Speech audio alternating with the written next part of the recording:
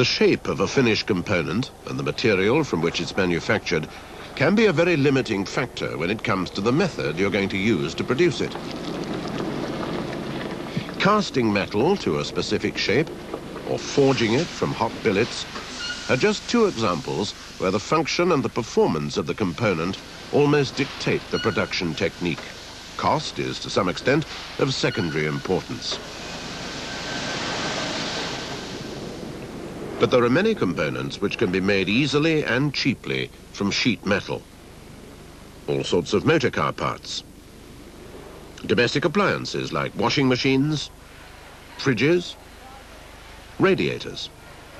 Anything really, from tin cans to metal baths. All can be made by press working. If the pressing process hadn't been perfected, a lot of these things would be extremely difficult to make and extremely expensive. Objects produced from presses are uniform and highly accurate, each piece identical to the one before it and the one after. It's a technique which gives production engineers a great deal of flexibility, and it's ideal for mass production.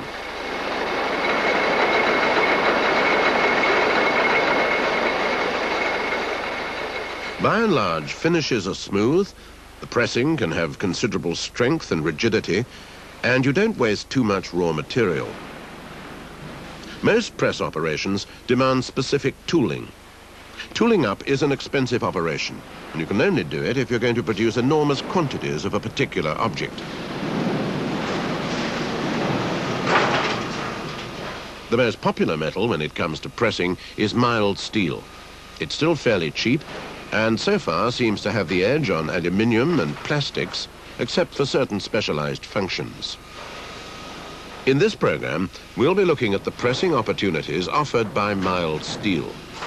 But the techniques apply to other materials as well. The key to successful press working lies in the press tools themselves. This is a simple tooling setup. The top half of the tool is called a punch.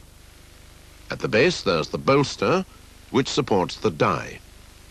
This will reflect the shape of the pressing, and it's usually made from a hard-wearing material like a hardened alloy steel. The other half of the tool, the punch, is moved usually downwards to punch out the component from the metal strip. The punch, in this case, is attached to the ram of the press by the punch plate or holder.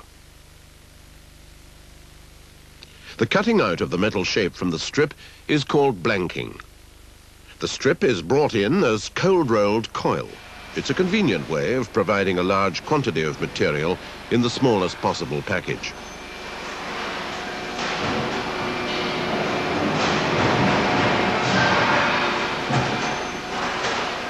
The strip is passed through a set of straightening rolls to this simple single-action power press, which punches out a series of circular blanks.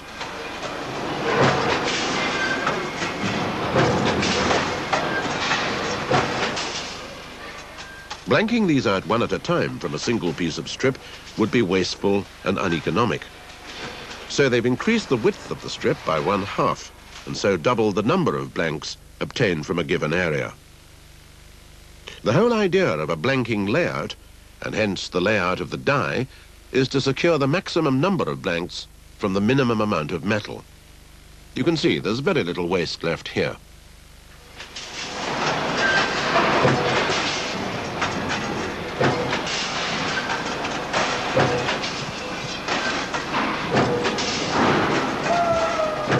One drawback when you press a blank is that you can get burring of the edges. If the piece has to perform a precise and delicate roll, as this car seat adjuster mechanism has to, then you'd have to deburr each component after it's been blanked, and that would be time-consuming and cost a lot of money. Quite recently, there's been a new refinement, which makes it possible to produce components in one single press which have no burring at all, and therefore don't need any finishing. It's done in a single operation in this triple-action press. The technique is called fine blanking. The strip metal is a fine-grained mild steel. It is this fine grain which will help ensure a fine edge to the finished article. The steel is unwound from the coil and straightened before it's fed to the press. It's held firmly in position, and the die then closes, and the material is further secured through a counter pressure. It's clamped firmly into its final position by a gripper ring embedding itself into the base of the material. The punch then forces the component into the die. As the ram reaches its topmost position, the counter pressure and gripper pressure are removed and the operation is completed. The locking counter pressure ensures that the surfaces are sheared finely and accurately. The tool then opens, the scrap strip is removed, and the slugs and the finished component are ejected by air blasts.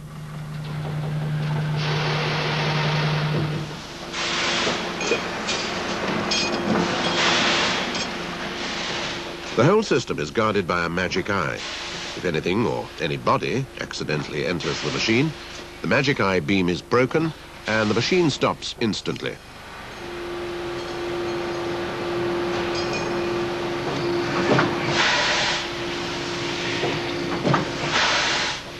This is a pressing technique that's becoming more and more popular.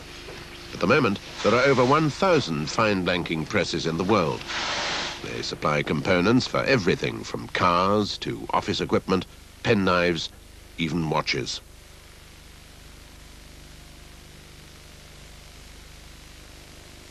Another common presswork operation is bending. Often, it follows on directly from blanking. These brackets are part of a fire extinguisher, and they've been curved on the simple power-assisted fly press. During the bending operation, the shape of the metal piece is changed without altering the overall dimensions of the metal. The metal is deformed, but not stretched. If the material hasn't been annealed, then any bending operation must be done at 90 degrees to the grain flow. If the bending is done parallel to the flow of the grain, then the material is liable to crack.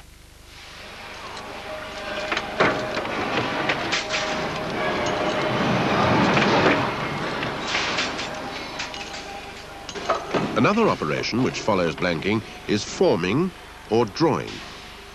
Here, the blank sheet of metal is drawn by a moving punch into and through the bore of a die to form a hollow shell.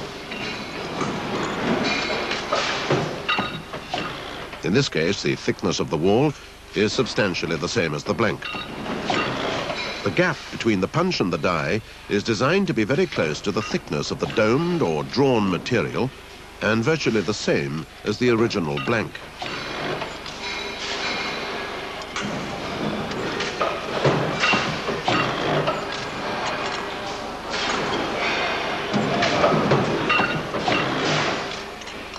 You obviously need metal with good ductility, the ability to be drawn out without being impaired in any way. This is particularly important when you move on to deep drawing.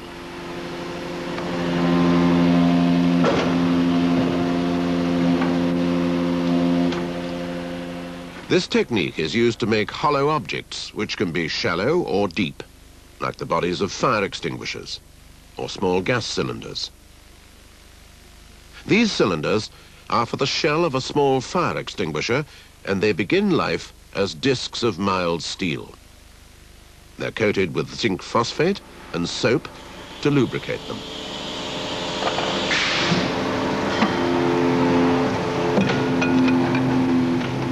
A ram pushes the disc through a series of rings.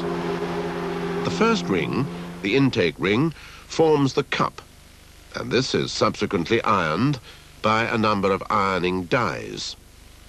The dies are made up from tungsten carbide inserts fitted in high-strength steel housings.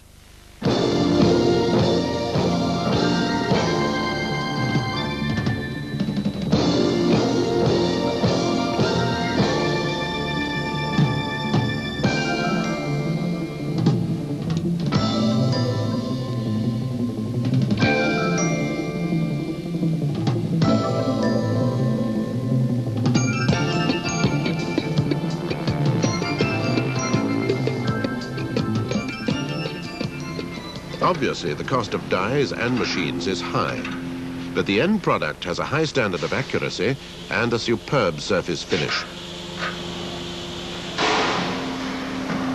With tool sets in both ends of the machine, allowing drawing operations to be carried out on both the forward and return strokes, 800 cylinder cases an hour can be produced.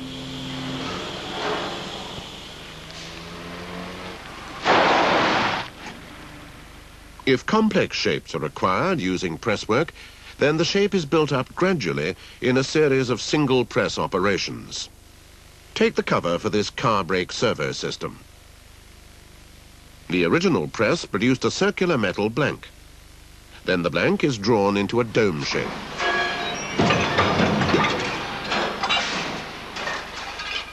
The next operation is a reverse draw. This is necessary because it's difficult to create a raised impression on such a large blank. Then the remainder of the body is drawn out and the nose is knocked out or pierced. Then there's another drawing operation to finish off the pressing. The shape of the servo cover is now recognizable.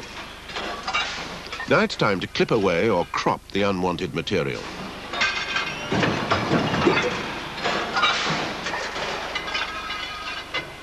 Finally, 4 small holes are pierced in the finished part, which forms 1/2 of the complete servo cover.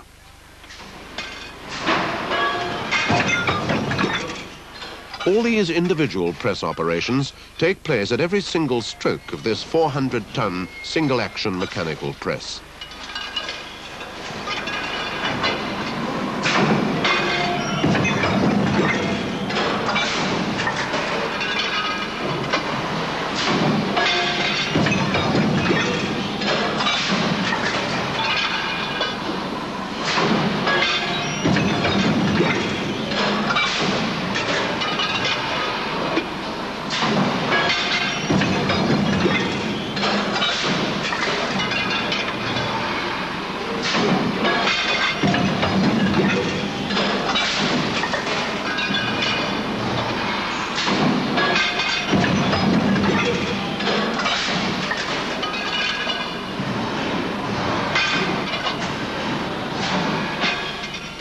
The transfer between each station is done by hand. This is a time-consuming, boring, mindless, and an expensive chore. Where very high output is demanded, over 20,000 components an hour, it's totally impractical.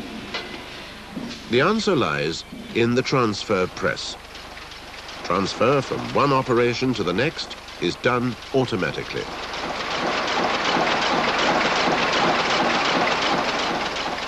This transfer press is being used to produce the tops or cones of aerosol cans.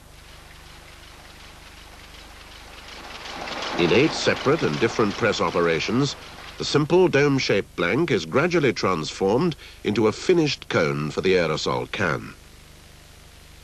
The cycle starts when the cold-reduced tin plate is slit into this pattern to save as much metal as possible. Each sheet is cut up into 4 thin strips. Now it's ready for the first step. In this double die strip feed press, running at 230 strokes per minute, the component is blanked out and drawn.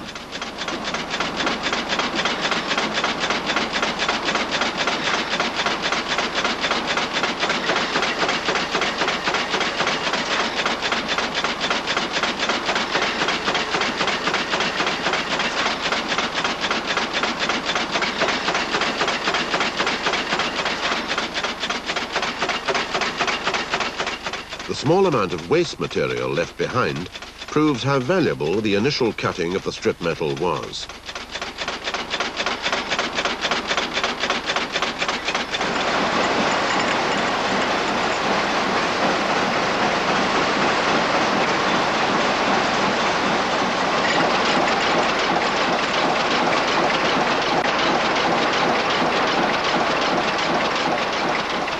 The The next 8 operations are carried out in the 8-station pillar die set tool.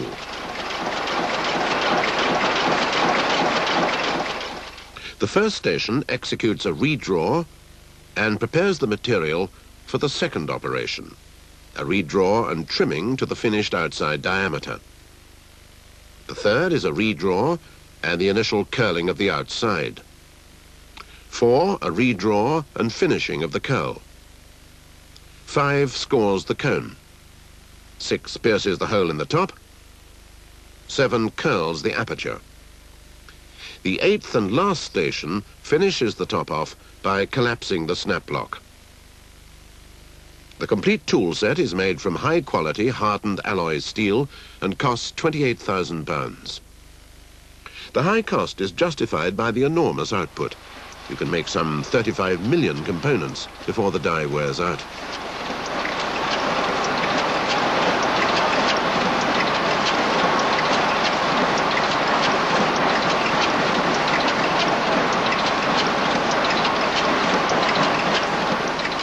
When you have so much money tied up in a piece of machinery, you have to treat it carefully.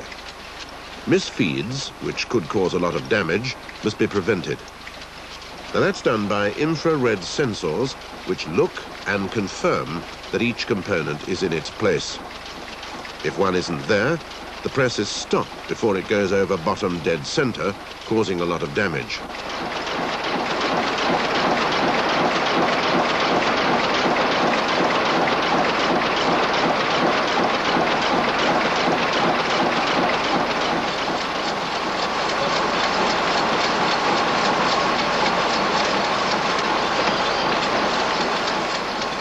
The finished cone and the body of the can meet up here for their final marriage in the largest aerosol can-making unit in the world.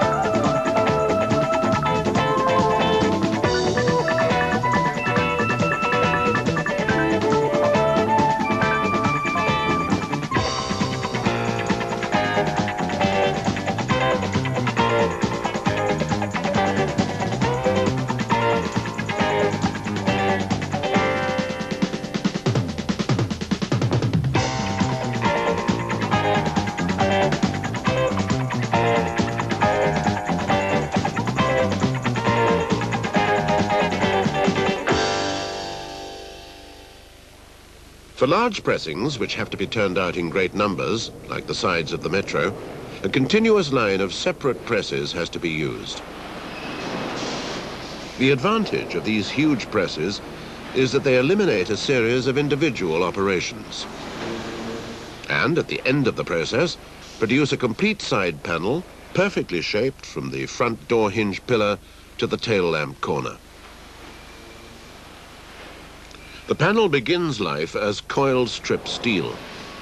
It's straightened and then cut into strips and blanked into preforms by this 600-ton single-stroke press.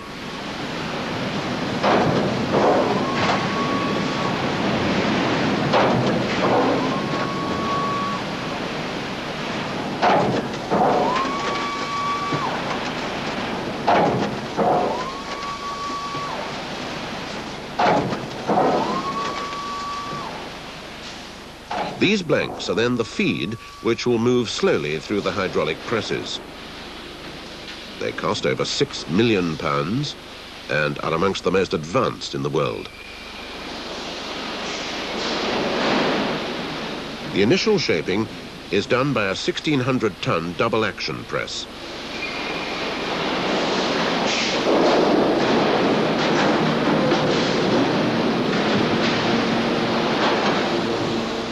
In the first action of the press, the metal blank is trapped and held securely in position. The second action of the press forms the master shape. It's known as the main form.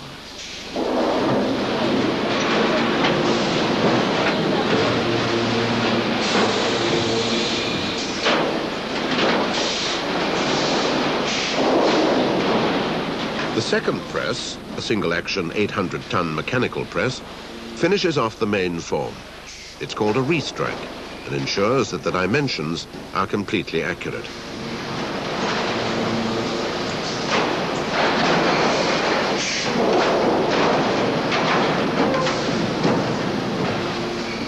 You can see that the window spaces and the wheel arches still remain to be cut out. And this is done by the third press. What's happening is that as the blank goes through the presses, more and more metal is removed and more intricate shaping takes place.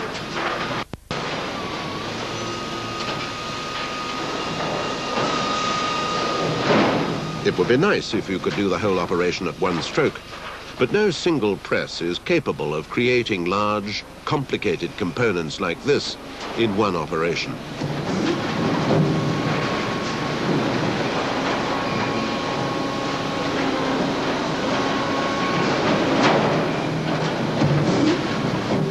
In the fourth press, the post section is formed and the face for the door lock is pierced.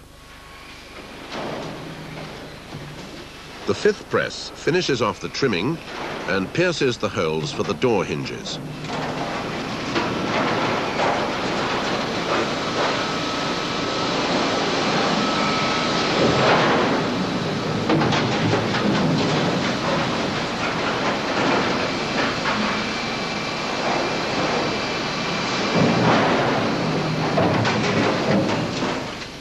The entire operation is computer controlled.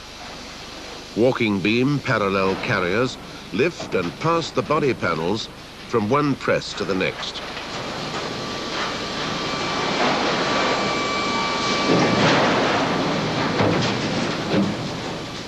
Then the last of the presses molds the final form for the front pillar and the rear tailgate.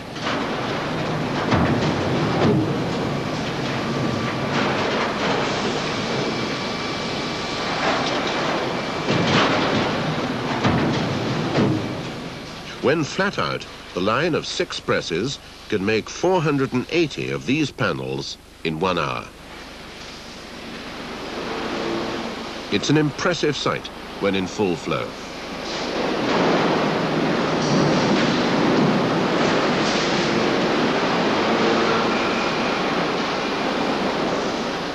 In general, provided the material to be worked is soft and ductile, and the high cost of the equipment can be justified by a correspondingly high output, forming metal by press working really can pay big dividends.